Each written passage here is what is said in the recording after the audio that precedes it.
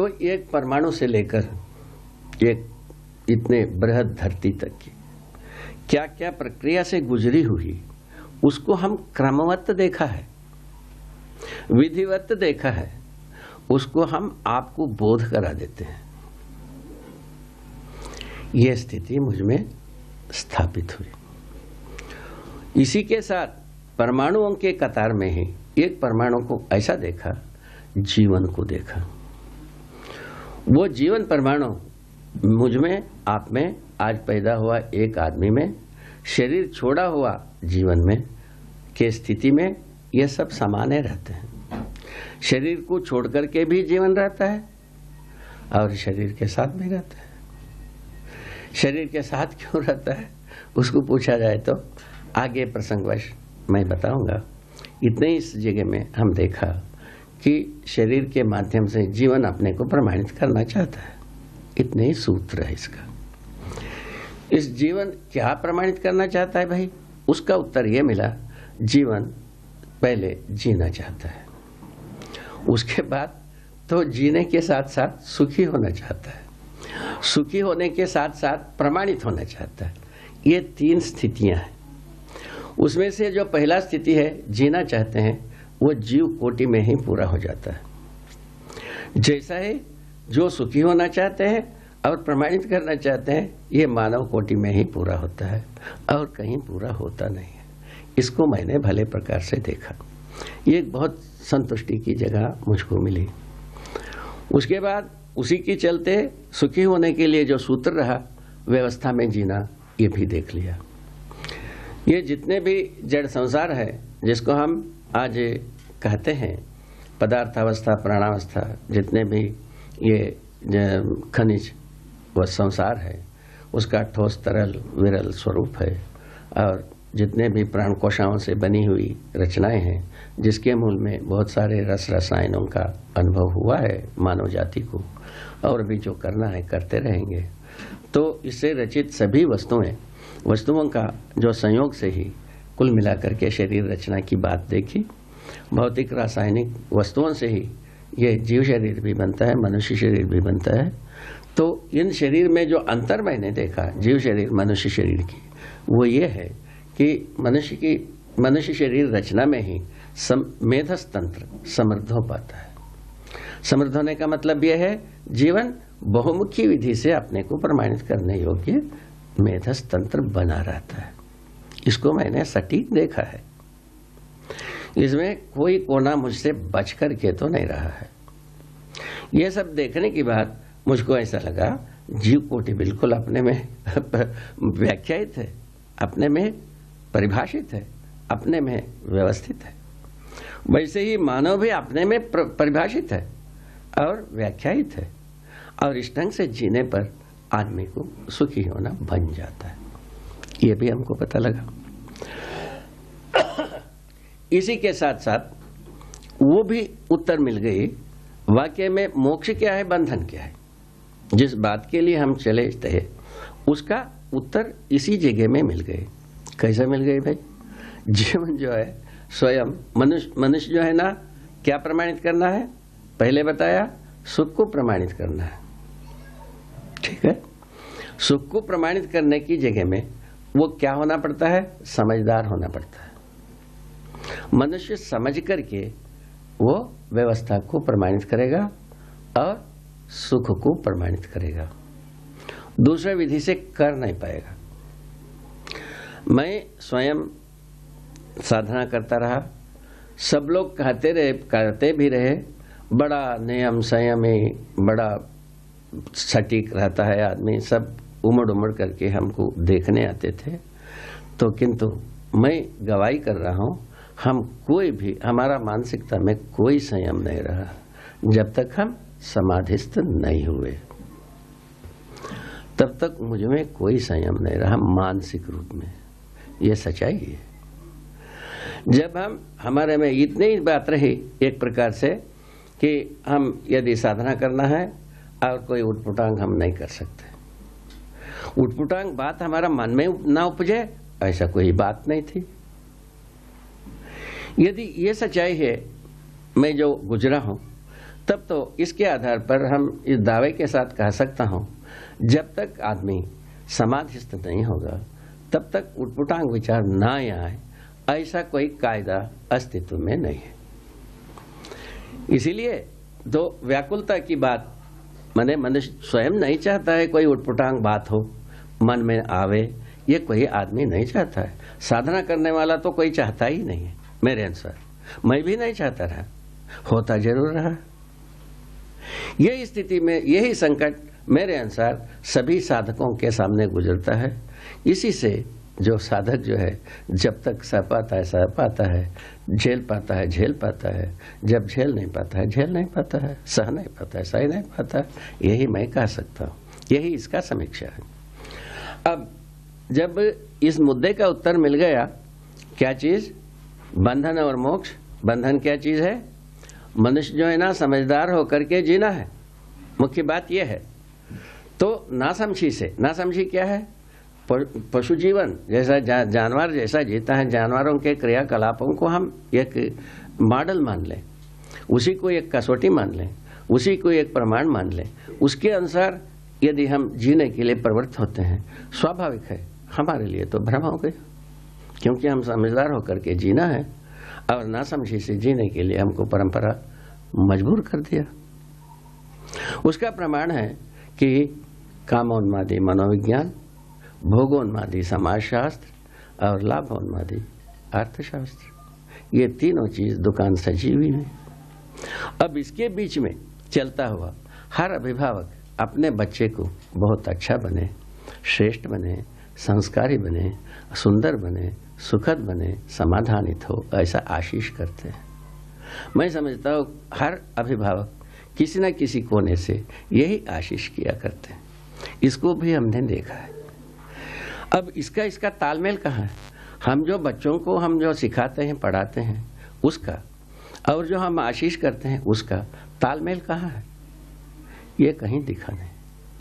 तो तब हमको वो जो दूसरा भाग थी राष्ट्रीय चरित्र, संविधान, इसके मुद्दे में उसका भी उत्तर मिल गया। क्या मिल गया भाई? अस्तित्व में हर एक अपने त्वासहित व्यवस्था है, समग्र व्यवस्था में भागीदारी करता है।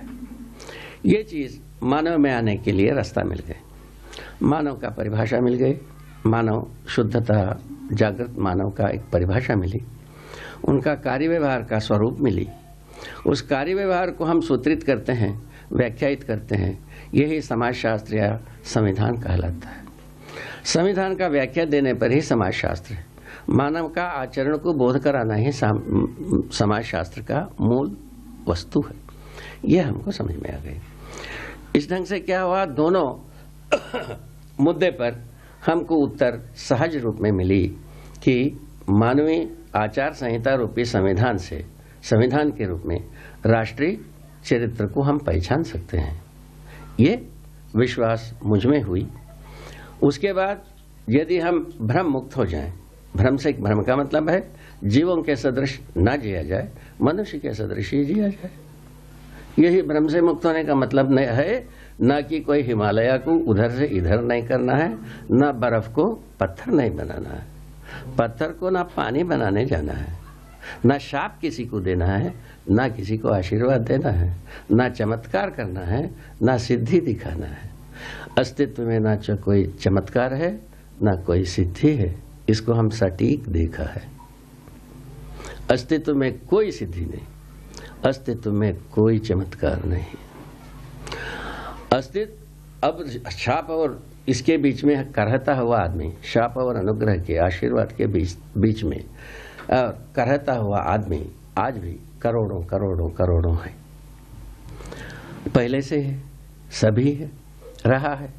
तो उसका एक ही उत्तर मिला, जिस क्षण में भी हम जागृति के लिए जिज्ञासु होते हैं, हमारा कदम जागृति की दिशा में एक भी कदम बढ़ती है, उसी मुहूर्त में संपूर्ण शाप ताप पाप तीनों ध्वस्त हो जाता है। उसका कोई माने स्थान ही नहीं रह जाता है, उसका कोई भी कलंक भी नहीं रह जाता है। वो कैसे होता है? इसका उत्तर गणितीय विधि से मिला। जैसा गणित को हम 1000 बार गलत किए रहते हैं, ये हर बच्चे करते ही हैं। अब कोई 10 बार करते हैं, कोई 1000 बार करते हैं, गणित को तो गलत करते ही हर बच्चे करते हैं। जब सही करना आ जाता है वो जीवन भर के लिए सही होती है। गलत करना रहता है वो एक बार जैसा गलती करते हैं, दोबारा वो गलती करते ही नहीं, दूसरे ही करते हैं। उसको भी प्रमाण रूप में हम देख सकते हैं। 1 करोड़ बच्चों के लिए गणित का प्रश्न दिया जाए, उत्तर देते हैं तो 1 होता है, गलत होते हैं तो करोड़े होता है और भी ज्यादा हो सकता है। ऐसा बना रहता है। इसको हर सामान्य व्यक्ति भी इसको सर्वे कर सकते हैं। इस ढंग से हम और एक सूत्र पा गए, हम मानव सही में एक हैं, गलती में अनेक। कितना छोटी सी बात है। इसको तो हर व्यक्ति पाई जा सकता था महाराज, वो किए नहीं, उस वक्त परिश्रम नहीं किए। कैसा परिश्रम नहीं किए, उसका आगे भूमि में आता है। ये जब अस्तित्व को देखा, महिमा संपन्न एक सूत्र हमको मिली। क्या मिली भाई? अस्तित्व में 2 ही प्रजाति की वस्तु है, एक एक के रूप में हम गिन सकते हैं। एक ऐसा बहुत बड़ा राशि है, दूसरा सर्वत्र एक सा फैला हुआ एक वस्तु है। इसको हर व्यक्ति एक क्षण में समझ सकता है। ये वस्तु एक वस्तु के अंदर घुला हुआ, डूबा हुआ, घिरा हुआ, भिगा हुआ देखा गया। एक एक के रूप में जितने भी वस्तु है, इसका नाम प्रकृति कहा जा सकता है, या और कोई नाम रख लो, क्या बुरा है इसमें? कोई भी नाम रख लो। रख करके देखने पर ये एक एक के रूप में जितने भी हैं जड़ चैतन्य वस्तु का मतलब जीव कोटि, मनुष्य कोटि, ये दोनों मिलकर के चैतन्य कोटि। और जो जड़ कोटि का मतलब पदार्थावस्था, प्राणावस्था, जो प्राणकोशाओं से बनने बिगड़ने वाली संसार और जितने भी खनिज पदार्थों से जो संगठित विघटित होने वाले पदार्थ, ये सब पदार्थावस्था में है। ऐसे वस्तुएं जितने भी हैं, ये इन सभी वस्तुएं व्यापक वस्तु में भिगाई है, घुला ही है, मैंने डुबाई है और घिराई है। इसको हम सटीकता से देखा, पता लगा अस्तित्व जो है ना तो व्यापक वस्तु से एक एक वस्तु अलग होने की व्यवस्था ही नहीं है। अस्तित्व में ऐसा कोई प्रावधान ही नहीं है। अस्तित्व में जो प्रावधान नहीं है वो आदमी पैदा कर नहीं सकता। अस्तित्व में जो कुछ भी प्रावधान है, उपयोगिता को छोड़कर दुरुपयोगिता की ओर करता है, कुछ भी उपलब्धि करते हैं हम। जैसा युद्ध के लिए हमने बहुत सारा चीज प्रयोग किया, इसमें सिवाय ये धरती को बर्बाद करने के अलावा या मानव को बर्बाद करने के अलावा दूसरा कुछ हम कर नहीं पाए। शायद है ये चीज सारा विज्ञानियों को भी धीरे धीरे समझ में आ रहा है। वो थोड़ा सा देरी से समझ में आ रहा है, जल्दी समझ में आता शायद है, और भी अपन समृद्ध हो सकते थे और सुखी होने की रास्ता और भी अपने को मजबूत हो सकते थे। इस मुद्दे पर हमारा सोचना यह है आज की स्थिति में। तो ये सब घाट घाट के बाद ही समुद्र आता है, अनेक घाट के बाद एक नदी में घाट आता है, अनेक घाट के बाद एक समुद्र आता है। इसको मैंने पहचाना। शायद है नियति यही रहा हो। पहले रहस्यमय मैंने आदर्शवाद के बीच में आदमी को आना पड़ा, स्वीकारना पड़ा, उससे जो राहत मिला, वो राहत मनुष्य को पर्याप्त नहीं हुआ, पुनः भौतिकवाद के शिकंजे में आ गए। उसमें जो राहत मिला वो राहत पर्याप्त नहीं हुआ। ये आज की दर्द की बात है और कोई बात नहीं। और ये दोनों जगह में से हम नहीं पाए, स्वाभाविक है तीसरे सीढ़ी की जरूरत है। ये तो सभी गणितज्ञों को भी पता लगता है, सामान्य व्यक्ति को भी पता लगता है। इस ढंग से जो उत्तर पाए बंधन और मोक्ष का उत्तर ये बना, आदमी समझदार होता है तो बंधन से मुक्ति पाया। यहाँ आ गए हम। और समझदार हो कैसा? उसके लिए जब देखी हुई बात को यदि हम देखा, मुझ में क्या भ्रम है, कोई बंधन है, मुझ में मैं शोध किया, मुझ में मैं जांचा, तब पता लगा कि हमारे पास कोई बंधन का कारण कुछ भी नहीं दिखता। तो यही स्थिति सब में क्यों ना पैदा किया जाए? सब में पैदा करने पर कैसा लगेगा?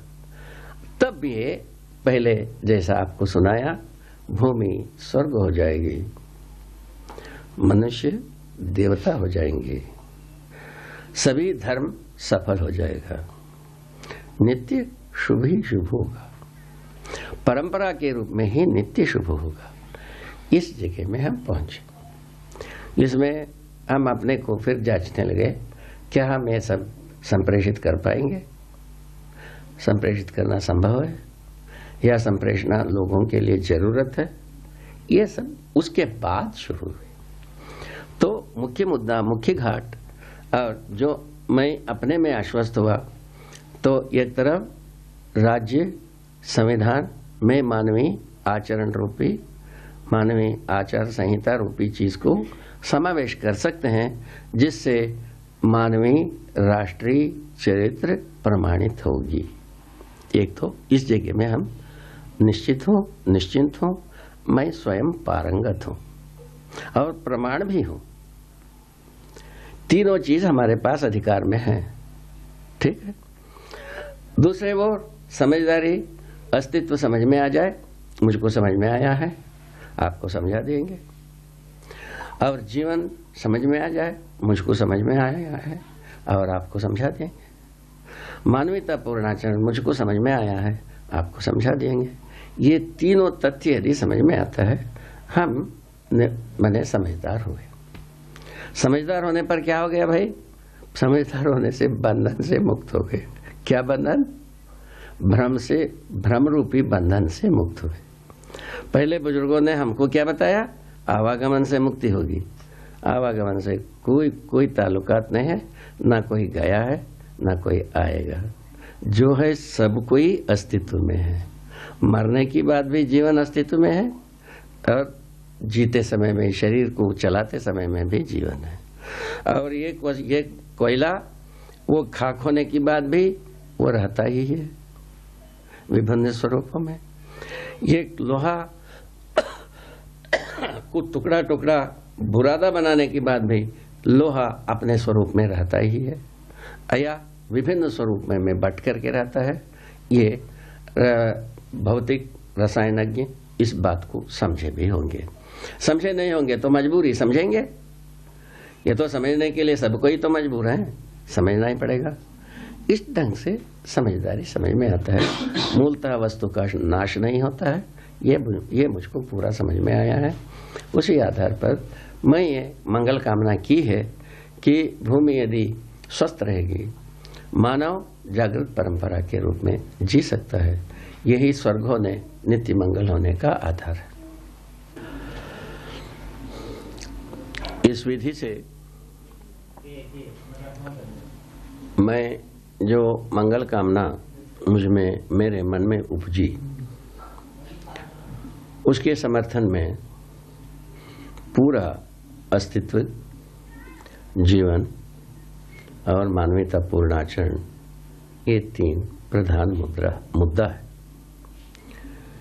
इससे बड़ी उपकार यह होगी, धरती को बिना घायल किए पेट फाड़े, धरती को बर्बाद किए बिना मानव इस धरती पर चिरकाल तक इस धरती पर रह सकता है।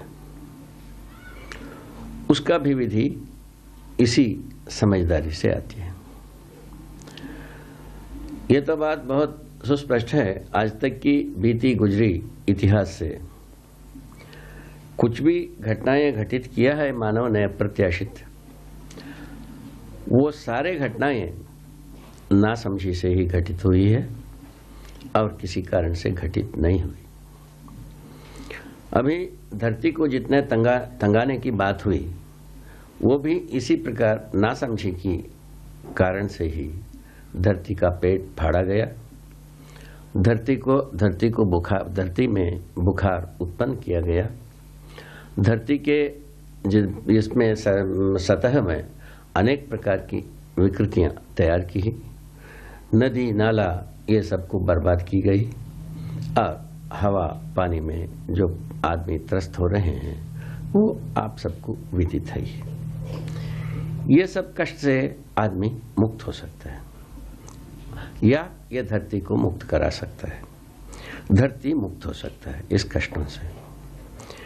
धरती जब कष्टग्रस्त रहेगी, मेरे अनुसार धरती में रहने वाले समस्त वनस्पति, समस्त खनिज, समस्त जीव और मनुष्य सभी तंग होंगे ही।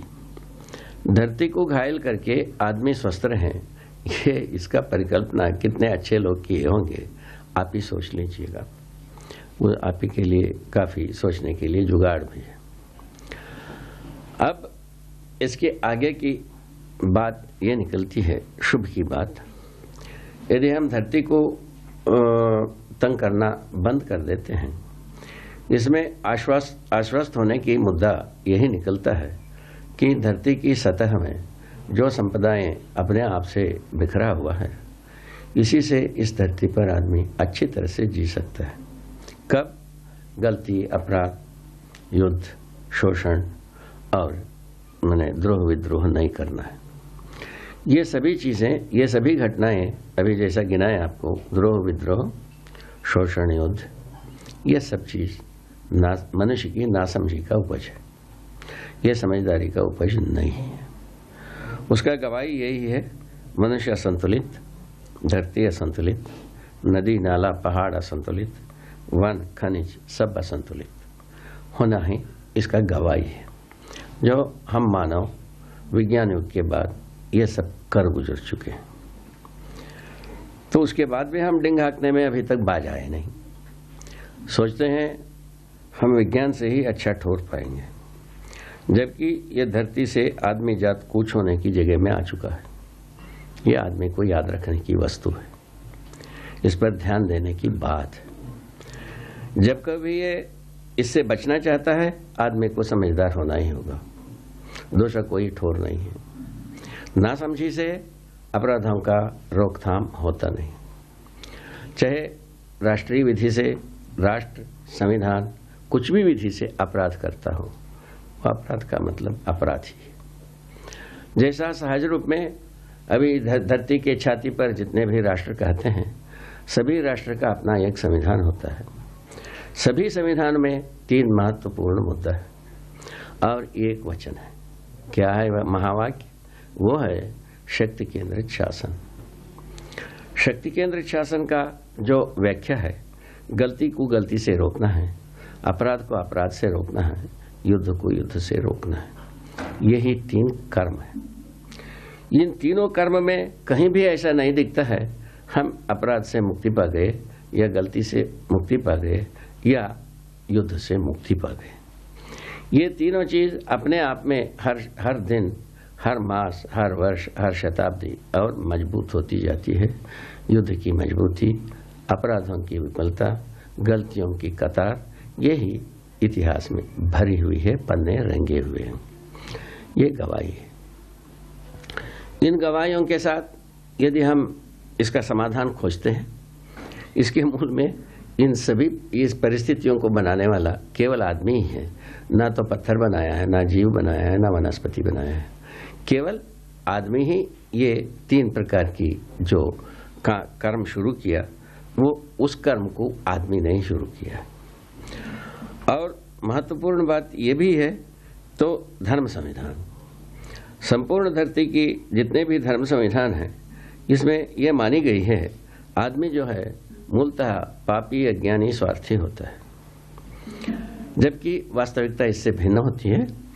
तो पापी को तारने के लिए और अज्ञानी को ज्ञानी बनाने के लिए और स्वार्थी को परमार्थी बनाने के लिए सभी धर्म संविधान अपने अपने ढंग की युक्तियां और चरित्र, कर्तव्य, दायित्व, कुछ भी कर्मकांड, कुछ भी बनाया है। यह भी एक बहुत ही स्पष्ट तथ्य है, गुजरी बीती हुई जो परिणाम है। तो अभी तक कोई अज्ञानी ज्ञानी हो गया, ये मानव जाति ने किसी को पहचाना नहीं है। और स्वार्थी परमार्थी हो गया, ये भी हमको प्रमाण नहीं मिला। और अज्ञानी ज्ञानी हो गया, ये भी नहीं हुआ। और पापी पाप से मुक्त हो गया, ये भी नहीं मिला। मैं आपको इसके पहले कुछ बताया था। समाधि समय पर्यंत तक साधना है। साधना काल में मनुष्य में वैचारिक उद्दोलित होना, वैचारिक रूप में पूर्णतया समाधानित होना बना ही नहीं रहता, क्योंकि समस्या की पीड़ा से तो पीड़ित होकर के समाधि की ओर दौड़ता है। ये बात आपको विदित कराई थी। इस विधि से इससे ज़्यादा तो कोई आदमी होता नहीं है। समाधि के लिए प्रयत्न करते तक ही आदमी का ऊंचाई दिखाई पड़ती है। इन ऊंचाई में वैचारिक संतुलन बना रहता है, ऐसा कुछ देखा नहीं गया साधना काल में। साधना काल में मनुष्य को तमाम प्रकार की उटपटांग बात आता ही है। समाधि के बाद वो शमन होता है, ये बात सच है। समाधि के बाद उसके साथ ये भी हो जाती है कि समाधि के पश्चात मनुष्य को कुछ करने की इच्छा होता नहीं और कुछ पाने की इच्छा होता नहीं, कुछ रखने की इच्छा नहीं होती है, तीनों नहीं होती है। ये भी बात देखी गई। उसके बाद आप हमसे पूछेंगे आपको कैसा इच्छा हुआ ये सब चीजें तैयार करने के लिए। मैंने आपको पहले से ही विनय कर चुका हूं, जो मैं जब सोचा वाकई में मुझको समाधि हुआ कि नहीं हुआ है, जब क्योंकि हम मुक्ति के लिए तो हम शुरू किए ही नहीं थे और स्वर्ग जाने के लिए हमारा कोई इच्छा नहीं रहा, तो हम केवल हमारा प्रश्नों का उत्तर पाने के लिए दौड़े थे, वो मिला नहीं। उस स्थिति में मैं अब समाधि हुआ नहीं हुआ इस बात को परिशीलन करने के लिए शुरुआत किया। वो परिशीलन विधि में ये सब चीज सौभाग्य, मानव के पुण्यवश, मानव के भविष्यवश, मानव के माने सर्व शुभवश, सर्व कल्याणवश ये बात निकल के आ गई। ये किताबों से नहीं निकला है, ये बात सच्चाई है। किसी बुजुर्गों ने हमको यदि मार्गदर्शन किया है, आप पुरुषों ने, वो इतने ही हैं। समाधि से ही ये सब का उत्तर मिलेगा। समाधि मुझको हुआ नहीं हुआ इसी को प्रमाणित करने के लिए हमने संयम किया। संयम के बलबूते पर ये तमाम बातें निकल गई जो आपके पास तक पहुंचाने के लिए योग सुयोग बन गया। ये क्यों बना पूछने पर यही मिलता है, ये पहले भी बताया था, ये तरंगवत है सारा समझदारी मानव का। पहले जंगल युग में और शिला युग में, धातु युग में जैसा ही जिया, ये सब इतिहास में लिखी हुई है। जैसा ही राजयुग आया, कपिला युग, ग्राम युग से राजयुग जैसे ही आया, तो काफी लोगों ने राहत पाया, राजा जान माल का रक्षा करेगा, जबकि वो चीज अभी तक हुआ नहीं। जान माल की रक्षा हुआ नहीं है, अमन चैन तो बहुत दूर है। ये दो बात को सोचा गया था। ना तो अमन चैन के बारे में हम आश्वस्त हुए हैं, नहीं ये जो जान माल की रक्षा होती है इसमें भी हम आत्मनिर्भर नहीं हुए। तो हर परिवार, हर समुदाय इसी बात के लिए चिंतित रहता है कैसे जान माल का रक्षा किया जाए और अमन चैन से जिया कैसे जाए। इसको अभी तक की समुदाय तक ही मनुष्य सोच पा रहा है। ये स्थिति सबको विदित है। इन तथ्यों को हम ध्यान में रखने पर पता लगता है ये जो आदर्शवादी सीढ़ी लगी, जिससे लोगों को जो कुछ भी राहत मिली तत्काल, और जो वो राहत कुछ काल के बाद पर्याप्त नहीं हुई, ये पुनर्स्मरण दिला रहे हैं।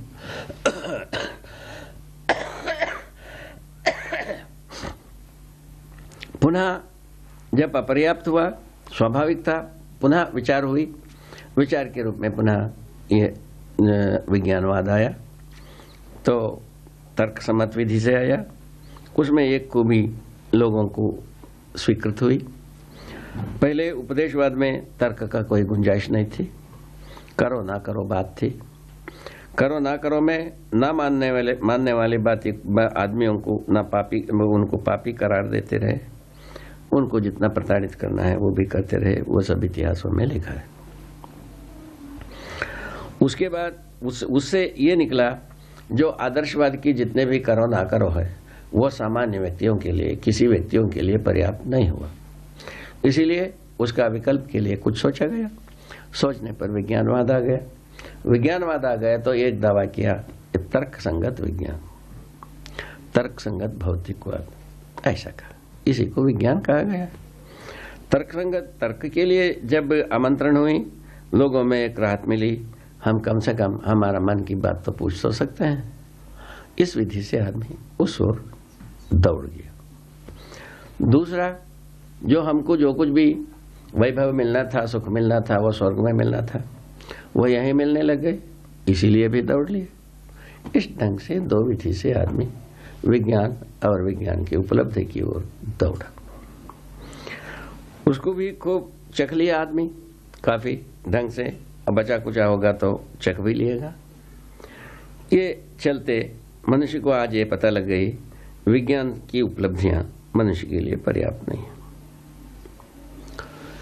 इस पर्याप्त नहीं है, ये सो झंझट फंसी और उससे कैसा उभरा जाए। अभी तो आदमी झूलता ही रहता है। एक विरक्ति की ही बात करते हैं, भक्ति की ही बात करते हैं, दूसरे ओर संग्रह सुविधा की ही बात करते हैं। संग्रह सुविधा से जब त्रस्त होते हैं, भक्ति विरक्ति की ओर हम दौड़ते हैं। भक्ति विरक्ति से जब पैर ठंडा हो जाता है तो संग्रह सुविधा की ओर दौड़ लेते हैं। इस प्रकार से हम अपने हाथ पैर गर्म करने के लिए ये झूले में झूलते ही रह जाते हैं। और दोनों सुनने में अच्छा ही लगता है। जो अच्छा लगना अच्छा होने में कितना दूर है, अब हर व्यक्ति अपने में सोच सकता है। अच्छा लगने मात्र से अच्छा होता नहीं है, ठीक है। जैसा ठंडा पानी पीने से अच्छा लगता है, ठंडा पानी पीने से अच्छा होना है, ऐसा कोई नियम नहीं है। ठंडा पानी से आदमी को रोग हो सकता है, खांसी हो सकता है, जुकाम हो सकता है, जैसा मैं खांसता हूँ कभी कभी, ये सब बातें हो सकता है। तो उसके बावजूद भी आदमी को ठंडा पानी अच्छा लगता है। किसी किसी को ठंडा पानी अच्छा लगवे नहीं करता है। अब क्या करें? ठंडा पानी के अच्छा लगना कोई सार्वभौम नहीं हुआ, ठंडा पानी का अच्छा ना लगना भी कोई सार्वभौम नहीं हुआ। दोनों स्थितियों में पानी के आधार पर अच्छा हो गया, ये निर्धारण करना, निश्चय करना और उसके ऊपर आदमी को भरोसा दिलाना, ये कभी बनने वाला नहीं है। जब जैसा चाहता है वैसा पिएगा भाई, जब अच्छा लगता है, जब जो अच्छा लगता है वही खाएगा, वही पिएगा, यही हम पहुंचते हैं। इस ढंग से हम एक अस्थिरता, अनिश्चयता की ओर चले जाते हैं। विज्ञानवादियों ने इस बात को अपनाया है। तो केवल खाना पीना ही नहीं भाई, जो कुछ भी आप देखते हो सब अनिश्चय अस्थिर है, वो ऐसा बताने के लिए अपना तर्क जोड़े। उसी की पुष्टि के लिए सब कुछ किया। अंततोगत्वा त्राण प्राण, विज्ञान का त्राण प्राण मनुष्य को एक यंत्र के रूप में व्याख्यात करने की कोशिश की, वो अभी तक सफल नहीं हो पाया। वही विज्ञानी जिसको यंत्र के रूप में व्याख्यात करता है, वो स्वयं उससे संतुष्ट रहता नहीं है, तो बाकी लोगों को व्याख्यात करके बताना ही चाहते हैं। ये आज की एक बहुत बड़ी भारी मुद्दा मानी जाती है। मनुष्य को यांत्रिक विधि को बिल्कुल पूरा समझना चाहिए, तो तभी आदमी जो है व्यवहार में स्पीड, विचार में स्पीड, कार्यों में स्पीड, सब में पा पाता है, ऐसा सोचते हैं। जब भी आदमी उस सीमा में आता नहीं, तो संवेदनशीलता, यांत्रिकता, इन दोनों के पक्ष में से विज्ञान के अनुसार यांत्रिकता सटीक है। इसमें इसको आदमी समझ सकता है, झेल सकता है। संवेदनशीलता को ना समझ सकता है, झेल नहीं सकता है। जो आदर्शवादियों ने संवेदनशीलता की वकालत की थी, वकालत करते हुए में भी वो जो दूरियां थी, जो वो समझ सकता है, ये समझ नहीं सकता है, ये झंझट थी, वो बरकरार रहे। इसीलिए एक के बाद एक समस्याएं जकड़ते गए। हम समस्याओं के कगार में ही, माने कतार में ही पैदा होते हैं, समुद्र में ही शरीर यात्रा शुरू करते हैं, वही समस्या के सागर में ही पुनः शरीर यात्रा को समाप्त करते हैं। कुल मिलाकर के इस ढंग से हमारा स्थिति बनी। अभी जो मानव जाति के, मानव कुल के सम्मुख जो एक प्रस्ताव रख रहा हूं, ये मानव कुल का ही पुण्य है, ऐसा पहला मेरा स्वीकृति है। हमारा व्यक्तिगत रूप में हम जो कुछ भी परिश्रम किए उसका हम मूल्यांकन करता हूं, वो इतने बड़े फल के योग्य नहीं है। हम जितना परिश्रम किया, वो परिश्रम का यदि मापदंड तय किया जाए, मैं अपने में तो करता ही हूं, जितना परिश्रम किया उतने में जो हम फल पा गए, वो फल जो है इतना फल के योग्य नहीं है, इतना बड़ा फल के योग्य नहीं है। जैसा उसका एक अलंकारिक रूप में एक वैसे ही एक सोचने की बात है। तो एक बिही का झाड़ हो, एक जामुन का झाड़ हो, एक और कोई छोटे छोटे फल फलने वाली बात हो, अथवा नारियल का झाड़ हो, तो उस झाड़ में, एक झाड़ में यदि 1000 टन की एक फल फल जाए, वो झाड़े नहीं रहेगा। वो तो असंभव सा लगता है। तो एक झाड़ के लिए ये उपयुक्त है ही नहीं, ऐसा लगता है। उसी भांति बिही में एक बिही का झाड़ हो, 1 टन की एक बिही फल जाए, वो तो झाड़े टूट करके बराबर ना हो जाएगा, ऐसा देखा जा सकता है। कल्पना ऐसे ही दौड़ता है। उसी भांति हमारा भी साथ ऐसे ही एक घटना है। हमारा परिश्रम से अधिक बात, ये परिश्रम से अधिक बात को कौन दोहराता है भाई? ये बात इसमें मुख्य है। तो मनुष्य में जो परिश्रम से अधिक फल को कौन दोहराता है, ये बात आता है। उसको हम सटीक देखा है। जीवन दोहराता है। जीवन ऐसे फल को लेकर चलने में समर्थ है। कैसे? जीवन को हम अक्षय बल, अक्षय शक्ति के रूप में देखा है। आपको अभी अध्ययन कराते हैं, आपको समझाते हैं, आप जिज्ञासु हो तो आप समझ भी सकते हैं, ये भी सच्चाई है। आपको जरूरत नहीं पड़ा है, आप समझेंगे नहीं, ये भी सच्चाई है। आपको जरूरत हो गई है, आप समझेंगे। मेरा विश्वास है आपको जरूरत है, यहां हम आते हैं। इसका मतलब यह समझा, जीवन एक ऐसा वस्तु है जो कि शरीर से जो कुछ भी काम करता है, शरीर की आवश्यकता से अधिक हो ही जाता है। यह सहज प्रक्रिया है। इन सहज प्रक्रिया को भी देखा हूं, इसी आधार पर वो जीवन को भी देखा हूं, जीवन और शरीर के संयुक्त रूप में मनुष्य को देखा हूं। अभी तक हमारे सम्मुख क्या समस्या थी? हम अध्यवसायिक विधि से जीवन बोधन कराने में असमर्थ रहे, अस्तित्व बोध कराने में असमर्थ रहे। जो कुछ भी विज्ञान ने अस्तित्व को बोध कराने गया, वो अंततोगत्वा अस्तित्व को एक अनिश्चयता की कगार में मानते हुए अपने ढंग, अपने अर्थ को, वही संघर्ष के अर्थ को जो अभी पहले बताया, कामोन्माद, भोगोन्माद और लाभोन्माद के अर्थ में संघर्ष करने के लिए, अपने हवीसों को पूरा करने के लिए वो अपना व्याख्याएं देते रहे। हम उसको स्वीकारते रहे। स्वीकार करके हम जब उसके द्वारा गुजरते, वो हमारे लिए तृप्ति का आधार नहीं बना। इस ढंग से हम अंतर्विरोधी होकर के जीते रहे। अभी जो प्रस्ताव आपके सम्मुख प्रस्तुत हो रही है, इसकी एक ही बात है। क्या बात है? हमको समझना ही है, हमारा जैसा आपको भी समझना है। मैं जांचता हूं अपने में, वैसे ही आपको भी जांचना है।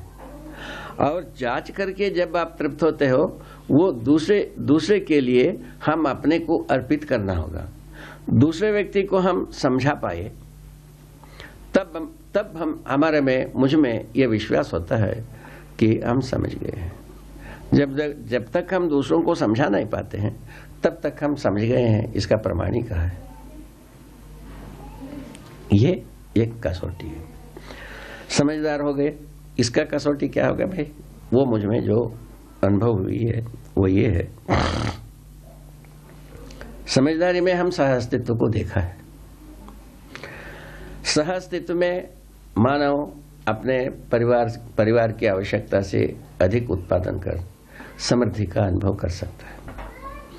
व्यवहार में हर मोड़ मुद्दे में मनुष्य का समझदारी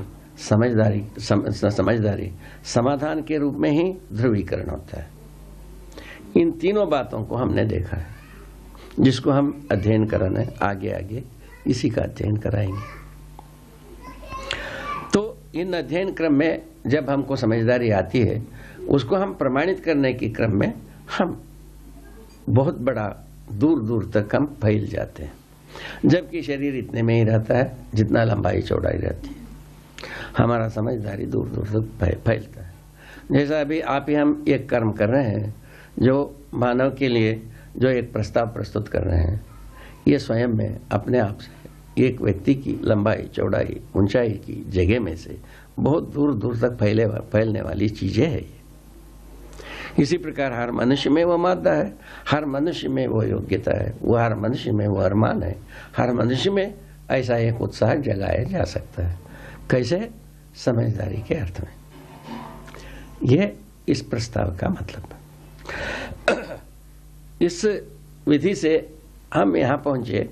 विज्ञान अपने में एक सीढ़ी है, उसके पहले की सीढ़ी एक आदर्शवाद है, उसके पहले जो सीढ़ी है कलाकारी, ग्राम और कबीला, समाज, संसार है, उसके पहले जो भटकता हुआ, जो जंगल में भटकता हुआ और शिलायुग में सिर कूटता हुआ, ये एक सीढ़ी है।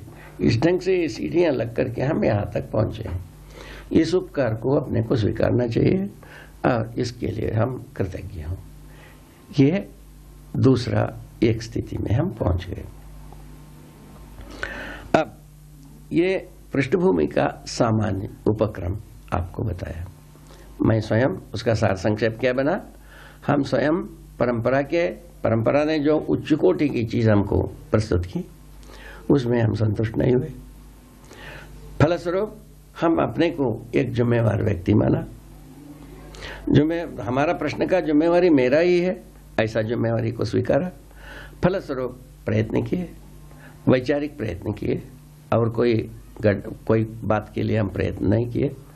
और वैचारिक प्रयत्नों में हम अंत में ये पाया, सभी मनुष्य सुखी हो सकता है, सभी धर्म सफल हो सकता है, ठीक है, और ये धरती स्वर्ग हो सकता है, मानव देवता हो सकता है। इस प्रकार की चीज पा गए। इसीलिए हमारा इच्छा हुई, हमारा उत्साह बना, जो सारा मानव के सम्मुख इसको रखा जाए, उसी प्रयत्न में हम चल रहा।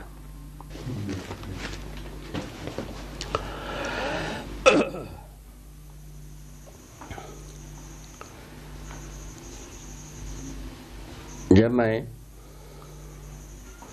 अपने में अस्तित्व समझा, अस्तित्व, जीवन और मानवतापूर्ण आचरण भले प्रकार से समझा, उसके तुरंत बाद ही मुझ में एक ऐसी स्थिति बनी जिसको अभी आपके सम्मुख रखना चाह रहे हैं। मैं अपने में विश्वास करना बन गई, अपने आप में बनी। इसमें कोई बहुत बड़ी भारी चक्रडंडी किया हो अथवा बहुत प्रयास किया हो, परिश्रम किया हो, ऐसा कुछ भी नहीं। समझदारी के तुरंत बाद ही स्वयं अपने आप में विश्वास होना शुरू किया। विश्वास को हम हर आयामों में जांचना भी शुरू किया। उसी भांति श्रेष्ठता का सम्मान करना भी बन गई, जो मतलब किसी भी श्रेष्ठता है उसको मूल्यांकन करना बन गए, फलस्वरूप सम्मान करना बनता है। हम जिसको मूल्यांकन करते नहीं हैं उसको हम सम्मान कर नहीं पाएंगे। मेरे अनुसार वो एक लक्ष्मण रेखा समझ में आ गई।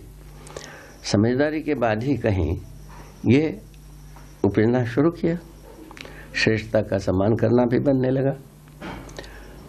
तीसरा मुद्दा ये बनी, जो कुछ भी हमारा समझदारी थी उसके अनुसार हमारा व्यक्तित्व को पूरा का पूरा एक सुविधाजनक विधि से हम झेलने योग्य हो गए। मुझको कहीं भी ऐसा दिक्कतें नहीं हुई जिससे कि प्रतिभा के अनुसार, जैसा कि अस्तित्व सहज विधि के अनुसार, जीवन सहज विधि के अनुसार हम जी नहीं पाऊंगा, ऐसा कोई घाट अभी तक मिला नहीं। आगे जैसा हो, ठीक है, अभी तक तो मेरे सम्मुख ऐसा कोई घाट मिला नहीं। इसका नाम दिया है प्रतिभा और व्यक्तित्व में संतुलन, नाम दिया है। इसमें हम सही सच्चा उतर गए। तीसरे स्थिति में, पांचवें स्थिति में यह आए, व्यवहार में हम सामाजिक होने का तृप्ति मुझको अपने आप से मिलने लगा। उसका ज्वलंत गवाही ये हुई, हमको संसार के प्रति कोई भी शिकायत शेष नहीं रह गई। किसी के ऊपर मेरा कोई शिकायत नहीं है। अब रह गया मैं कितना सार्थक होता हूँ, नहीं सार्थक होता हूँ, उस बात की जांच हरदम करता रहता हूँ। इस ढंग से हम एक तो शिकायत से मुक्त हो गए, मेरे दायित्व कर्तव्यों को हम जितने संबंधों में जीता हूँ उस ढंग से हम जीने में सार्थक हो गए। दूसरे ओर भौतिक समृद्धि, तो हम यह भौतिक रूप में ऐसा तो हम आरंभिक काल में, बाल्यकाल से हम परिश्रमी परिवार में थे, परिश्रम करना हम जानते ही थे, सेवा करना भी जानते ही थे, किंतु समृद्धि का मतलब हमको समझ में नहीं आती रही। किंतु समृद्धि का मतलब हमको समझ में आ गया। हमारा परिवार के लिए जितना जरूरत है उससे ज़्यादा हम उत्पादन कर लेते हैं, हम समृद्धि का अनुभव करते हैं। इसमें शायद है किसी को शिकायत नहीं होना चाहिए, होता है तो उसको ठीक कर लेना चाहिए। ठीक है, तो इसके बाद ये इस ढंग से 6 बहुत बढ़िया चीज हमारा हाथ लग गई। इसका नाम दिया स्वायत्तता। मनुष्य अपने में स्वायत्त हो सकता है समझदारी के आधार पर। मैं स्वायत्त हुआ हूं, ऐसे ही आप भी हो सकते हो। इस ढंग की बात आ गई।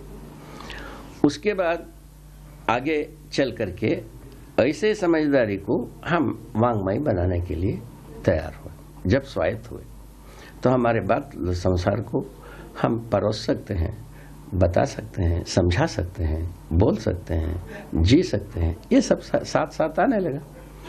फलस्वरूप इसको एक वांग्मय रूप, दस्तावेज का रूप देना शुरू किया।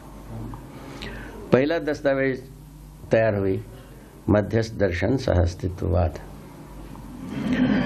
मध्यस्थ दर्शन में, मध्यस्थ दर्शन को 4 खंडों में, 4 अध्यायों में ध्रुवीकृत किया। पहला अध्याय का नाम दिया है मानव व्यवहार दर्शन, दूसरा अध्याय का नाम है मानव कर्म दर्शन, तीसरा अध्याय का नाम है अभ्यास दर्शन, चौथा अध्याय का नाम है अनुभव दर्शन। इस ढंग से 4 अध्याय में पूरा दर्शन को लिखा।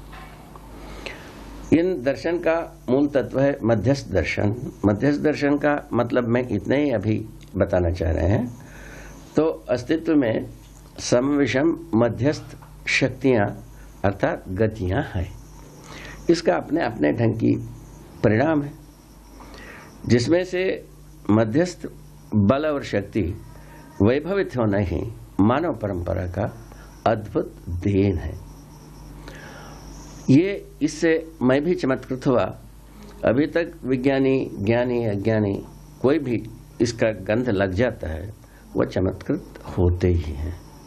मेरे सम्मुख अभी जितने भी हुआ है, विज्ञान के अनुसार जो समविषम शक्तियों को मानने की जगह में है, मध्यस्थ शक्ति, मध्यस्थ बल को कोई प्रयोजन के रूप में समझना अभी तक बना नहीं है।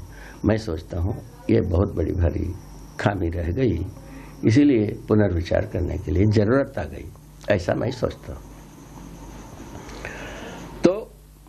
मध्यस्थ जीव, मध्यस्थ बल, मध्यस्थ शक्ति, मध्यस्थ सत्ता, मध्यस्थ जीवन, इन 4 बातों को, 4 तथ्यों को, 4 विधि से तथ्यों को समझाने का कार्य किया है। इसी का नाम है मध्यस्थ दर्शन। सह अस्तित्ववाद को जब हम स्पष्ट करने के लिए गए, वो 3 स्वरूप में, 3 शीर्षक में तैयार हुए।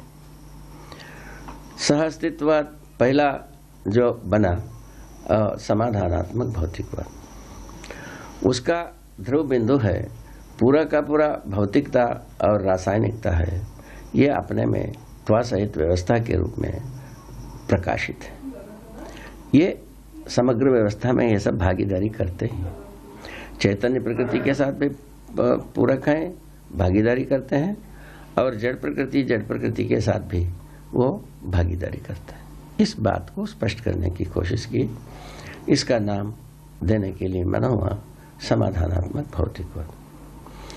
अभी हमारे पास जो कुछ भी वाद है वो संघर्षात्मक माने द्वंद्वात्मक भौतिकवाद। तो मैं ये इस बात को स्पष्ट करने की कोशिश की है, अस्तित्व स्वयं में कोई झगड़ा नहीं है, द्रोह नहीं है, विद्रोह नहीं है, छीना झपटी नहीं है, एक दूसरे के लिए पूरक है, एक खुशहाली है, एक उत्सव है, निरंतर विकास है। ये बात को समझाने की कोशिश की है। जो कोशिश में वांग्मय तो वांग्मय है, किंतु आदमी आदमी से ही समझेगा मेरे अनुसार। तो वांग्मय में तो कोशिशें हो सकता है, अभी तक भी कोशिशें हुए हैं, उसी क्रम में हम भी किया है। इसमें मूल मुद्दा यह है, त्राण प्राण की बात यह है, विज्ञान सम्मत विवेक, विवेक सम्मत विज्ञान विधि से तर्क को प्रस्तुत किया है। विवेक का तात्पर्य में यह स्पष्ट करने के लिए स्पष्ट किया है कि प्रयोजनों का पहचान, प्रयोजन यदि समझ में आई है, पहचान हो गई है, उसके लिए हम जो विश्लेषण को, उसका विश्लेषण हम करेंगे। प्रयोजन समझ में नहीं आता हो, हम विश्लेषण करते जाए, कौन सा दल में जाते हैं वो आपको भी समझ में आता है, मुझको भी समझ में आता है।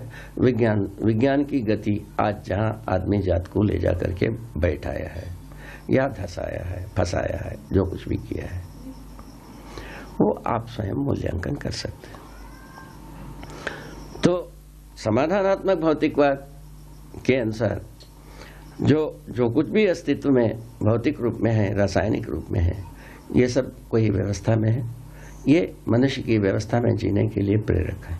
ये समाधानात्मक भौतिकवाद का मतलब है। और दूसरा मतलब यह है, समाधानात्मक भौतिकवाद में सभी एक दूसरे के लिए पूरक हैं, वैभव के लिए सहायक हैं और आगे की विकास के लिए एक दूसरे के साथ अंतर संबंध जुड़ी हुई है। इस ढंग से समाधान बताई गई है। दूसरा जो एक लिखा मैंने सहअस्तित्ववाद को, दूसरा प्रबंध का नाम दिया व्यवहारात्मक जनवाद। मानव जो है अस्तित्व में व्यवहार पूर्वक ही माने संतुष्ट होने की जगह है। व्यवहार मानव के साथ करता है, मानव के साथ मानव का व्यवहार अपने आप में मानवीयतापूर्ण आचरण के रूप में स्पष्ट हो जाता है और उसको स्पष्ट करने की कोशिश की बहुत अच्छी ढंग से। उसके बाद तीसरा एक प्रबंध लिखा, अनुभवात्मक अध्यात्मवाद। अध्यात्म जिसको मानते रहे संसार और उसको समझाने असमर्थ रहे, और ऐसे अध्यात्म को हम आसानी से चंद क्षणों में ही समझ सकते हैं। जैसा आप हम बैठे हैं, आप हमारे बीच में जो विस्तार दिखाई पड़ती है, इसी को विस्तार और शून्य कुछ भी कहते हैं। ये विस्तार जो आप हमारे बीच में भी ऐसे ही है, ये धरती दूसरा धरती के साथ भी वैसे ही है, एक सौरव्यूह दूसरा सौरव्यूह के बीच में भी ऐसे ही है, और एक आकाशगंगा दूसरा आकाशगंगा के बीच में भी ऐसे ही है। तो ये विस्तार सब जगह में एक सा है, इतना ज्ञान होता है। ये वस्तु व्यापक है, व्यापक वस्तु में है, एक एक वस्तु भिगा डूबा घिरा हुआ है, ये हमको समझ में आ गया।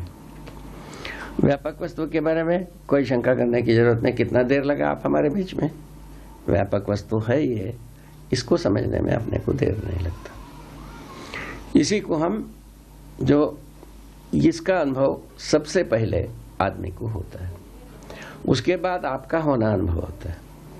यदि ये बीच में आप हमारे बीच में ये विस्तार ना हो, आपको मैं देख ही नहीं सकता, आपका अनुभव मुझको हो ही नहीं सकता, ये हो ही नहीं सकता। इसीलिए सर्वप्रथम जो कुछ भी अनुभव होता है व्यापक वस्तु ही होता है, उसके बाद एक एक वस्तु का अनुभव होता है।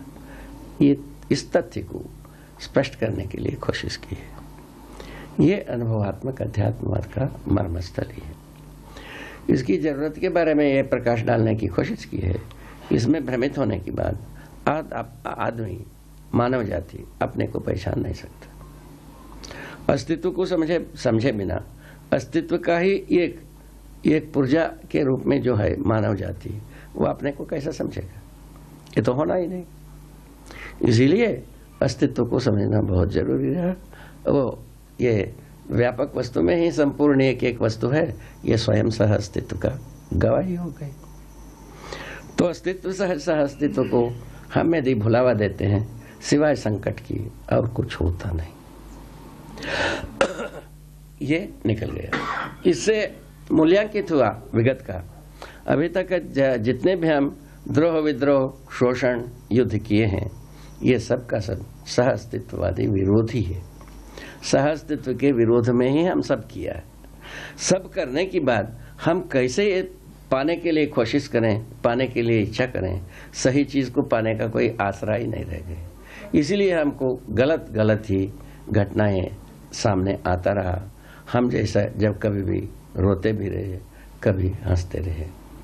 जैसा किसी समुदाय परिवार व्यक्ति दूसरे किसी को मार डालता है, उनका परिवार वालों ने बड़ी खुश होते हैं, ये हमारा शत्रु को नाश कर दिया, बहुत खुश है। देश भी ऐसे ही सोचता है, सरकार भी ऐसे ही सोचता है। अब क्या किया जाए? ऐसे ही धर्मगति भी ऐसे ही मानता है, विधर्मी नाश हो जाए तो हम खुश हो जाए, ऐसा वो भी सोचते हैं। अब इस ढंग से किसके शरण में जाए भाई? धर्मगति के पास जाओ तो ऐसा सोचते हैं, और राजगद्दी की बात जाओ तो ऐसा सोचते हैं। शिक्षा गद्दी में कोई दिशा ना हो और प्रयोजन समझ में नहीं आता हो, ये जो कुछ भी मिलता हो भ्रमे भ्रम मिलता हो, तीनवाद के रूप में आपको पहले से बता दिया। अब उसके बाद हम कहाँ ठोर पावे, कहाँ क्या करें, ये परेशानी थी जिसको हमारा पहले की जो ये सब स्थितियां जागृति की पहले हमारा जो परेशानी थी, वो सब इसी प्रकार मुझ में भी था। आप लोगों के साथ भी वैसे ही है। आप लोग भी उसी खेत की ढेले हैं जो मानव परंपरा की एक शरीर है। शरीर का रचना गर्भाशय में होता है, उसके मूल में जो प्रक्रियाएं होते हैं वो सब आप हम समझ गए हैं। और उसके बाद यदि कोई चीज है, जीवन है, जीवन शरीर को जीवंत बनाए रखा है, और जीवंतता पूर्वक ही हम कष्ट सुख को भोगते हैं, ये सोचते हैं और एक दूसरे से बात करते हैं। ये बात हमको समझ में आ गई। इस विधि से हम बहुत अच्छी ढंग से इस तथ्य को स्वीकारने के लिए तैयार हुए कि हम इसको पूरे के पूरे चीज को मानव के पास पहुंचाना ही चाहिए। उसके बाद उसको शास्त्र के रूप में हम पा गए। शास्त्र के रूप में पाया तो क्या पाए? माने शास्त्र के रूप में पाने का मतलब जीने की कला के रूप में। तो अभी जो कुछ भी अर्थशास्त्र है वो लाभोन्मादी अर्थशास्त्र, उससे तो आदमी सुखी हो नहीं सकते, सब तो सुखी हो ही नहीं सकता। इस आधार पर यदि सुखी होने की रास्ता है,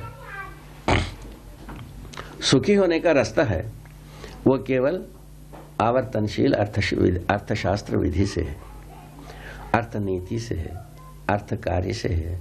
इसी विधि से इसको हम स्पष्ट करने की कोशिश की। वह व्यवस्था के अंगभूत हो सकता है, ये स्वाभाविक है। दूसरा प्रबंध ये लिखा है कि व्यवहारवादी समाजशास्त्र। मनुष्य जो है व्यवहार पूर्वक ही संतुष्टि पाता है, मनुष्य के साथ ही व्यवहार करता है, व्यवहार न्यायपूर्वक होता है। इस मुद्दे को इस ढंग से स्पष्ट करने की कोशिश की। व्यवहारवादी समाजशास्त्र, उसका मूल ध्रुव बिंदु है मानवतापूर्ण आचरण। फलस्वरूप राष्ट्रीय आचार संहिता के रूप में हम मानवीय आचरण को स्वीकार सकते हैं। इसको संविधानों में, सभी देश की संविधानों में इसको पहचाना जा सकता है। इससे संसार में समुदाय के बीच में जो बने युद्ध की खौफ बनी रहती है, वो सब इससे निवारण हो सकता है। युद्ध के प्रयास जब तक है तब तक ये धरती को तंग किए बिना आदमी जी नहीं सकेगा, और ज्यादा तंग करने के लिए ज्यादा विज्ञान बुद्धि को प्रयोग करना पड़ता है। इससे विज्ञान बुद्धि का भी मूल्यांकन हो जाता है। युद्ध को संरक्षण करने के लिए विज्ञान शुरुआत हुई। आज भी युद्ध को संरक्षण देने के लिए ही विज्ञानी, ज्यादा से ज्यादा विज्ञानी उसी में ज्यादा तनख्वाह पाते हैं, पैसा पाते हैं, अपने को धनी मानते हैं। करना क्या है? धरती को बर्बाद करना है। बात इतनी ही, छोटी सी बात। इस छोटी सी बात से मुक्ति पाना है हमको समझदार होना ही है, दूसरा कोई रास्ता नहीं है ना। पहले से ही अपने पा चुके ना समझी से साला गलतियां होते हैं, और मैंने समझदारी से सही ही होती है। हम मानव सही में एक हैं, गलती में अनेक हैं, खत्म हो गया बात। छोटी सी निष्कर्ष ऐसा बनता है। इस विधि से हम जब इसको सबको समीक्षित करते हैं, पता लगता है हम कितने पानी में खड़े हैं, कैसे पानी में खड़े हैं। ये दोनों नापने में आता है। इस नापदंड में आते हैं तो तब पता लगता है हम किस तरीके की आदमी हैं। उसका मूल्यांकन आगे करेंगे। तीसरा शास्त्र ये लिखा है कि मानव संचेतनावादी मनोविज्ञान। इस मनोविज्ञान शास्त्र में ये बताना चाहा है, जीवन संचेतना का आधार है। शरीर संचेतना को मानव परंपरा में व्यक्त करने का माध्यम है। ये बात को सुदृढ़ रूप में समझाने की कोशिश की है। उसको आप लोग जांचेंगे। यदि आप लोगों को समझ में आ गया, हमारा लिखना सार्थक हो गया। यदि समझ में नहीं आया तो कोई सार्थक नहीं हुआ। ठीक, ये देख लीजिएगा। इस ढंग से दर्शन, विचार, शास्त्र, इन तीनों चीजों को दिया। शास्त्रों का मूल आशय यही है, मानव व्यवस्था में जीना है। जीने के लिए कौन सी ऐसे तरीका है, माने विधि क्या है, नीति क्या है, पद्धति क्या है, प्रणाली क्या है, इन चारों बातों को स्पष्ट किया है। इसके बाद इसको क्रियान्वयन करने के लिए योजनाएं आई। योजनाएं 3 स्वरूप में आई। पहला योजना है जीवन विद्या योजना। इसका मूल स्वरूप ये थी, दो आदर्श युग में भी कहीं ना कहीं आत्मा, परमात्मा ऐसे चीजों को समझाने के लिए बहुत कोशिश की। लोह लुहान हो गए, समझा नहीं पाए, ना समझ पाए। अब क्या करें? लोह लुहान ही हाथ लगी। अब क्या किया जाए? तब इसका उत्तर होना चाहिए। अनुभवात्मक अध्यात्मवाद लिखा ही था, उसके आधार पर हम मानव संचेतनावादी मनोविज्ञान लिखा। उसमें मानव संचेतना संज्ञानशीलता, संवेदनशीलता के रूप में कार्य करता हुआ प्रमाणित किया है। उसका प्रमाण मैं स्वयं पहला आदमी हूं, उसके बाद आप सब हो सकते हो। चाहे तो, नहीं चाहे तो खुशहाली मना सकते हो, कोई विपदा नहीं है। इस विधि से मानव संचेतना का ध्रुवीकरण मिली, एक ध्रुव। दूसरा ध्रुव व्यवहार में प्रमाणित होना। व्यवहार में प्रमाणित होने का मुद्दा बहुत आसानी से मिल गई। व्यवहार में हम समाधान, समृद्धि, अभय, सह अस्तित्व को प्रमाणित करना है।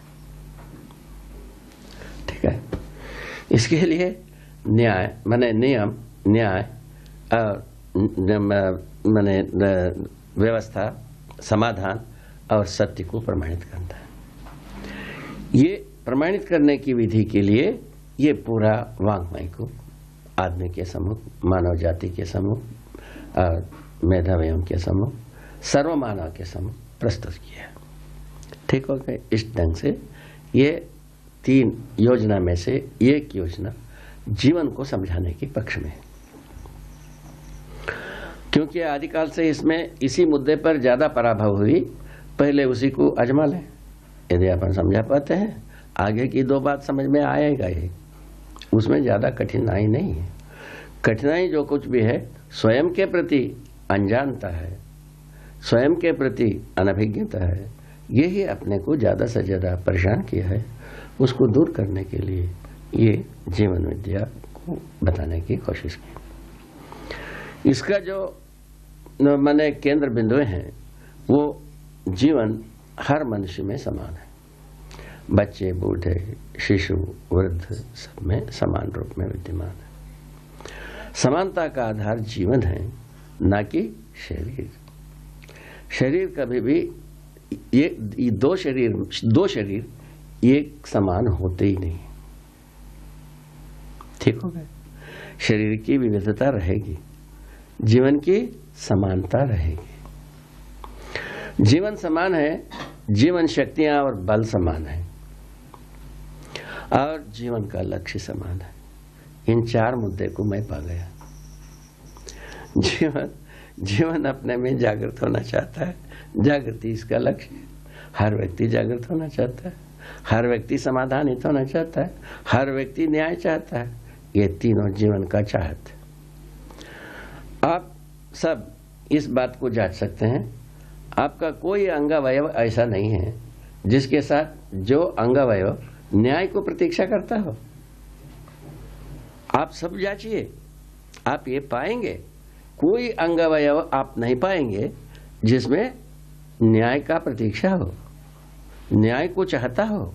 ऐसा कोई जगह आपको मिलेगा नहीं, जबकि आप स्वयं चाहते हो न्याय। ठीक है?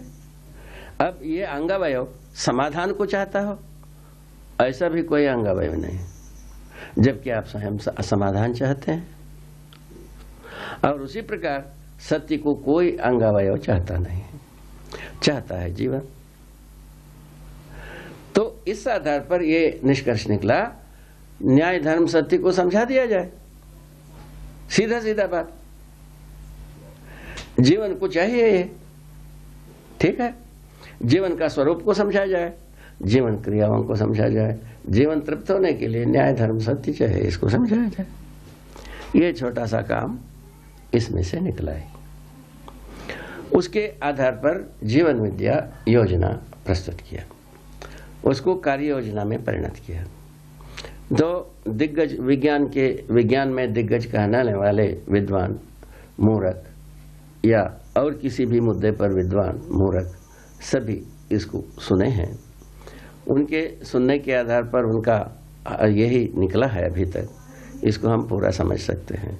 कुछ लोग समझ गए, वो दूसरों को समझाने में लग गए, वो भी सफल हो गए समझाकर। तब हम विश्वास किया हमने जो समझाया है सार्थक। कल आप भी यही करोगे। आप समझने का प्रमाण आप किसी को समझाओगे, वो जब दूसरे को समझा लिया तब आप समझाना सार्थक हुआ, प्रमाणित हुआ।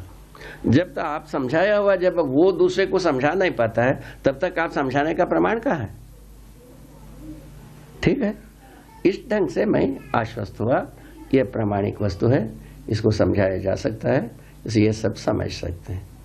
उसके बाद ये शुरू किया वांग्मय को लोगों को छपवा करके देने के लिए, और जीवन विद्या योजना को सार्थक बनाने के लिए शुरुआत की।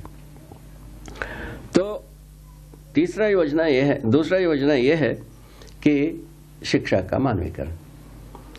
सबको आवश्यकता है ही है समझदार होना, इसलिए समझदारी की सारा वस्तुओं को शिक्षा में समावेश किया जाए।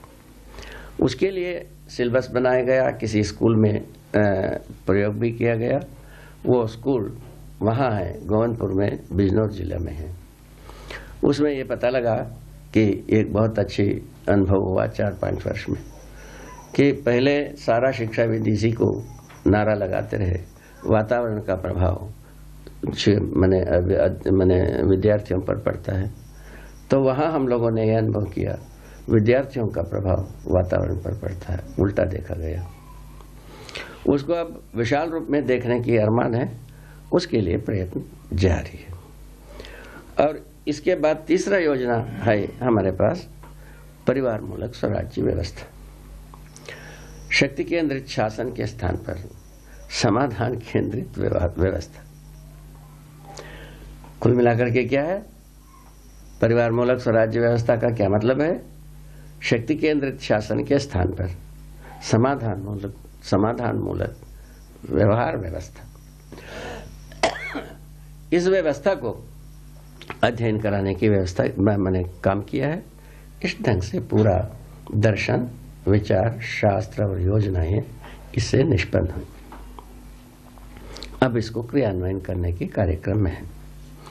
अभी आपका सम्मुख ये जीवन विद्या क्या चीज है, जीवन क्या है, जीवन का स्वरूप क्या है, जीवन क्या माने भौतिक वस्तु है, अभौतिक वस्तु है, अभौतिक है तो वो क्या चीज़ है, ये सभी प्रश्न इसके ऊपर आते हैं।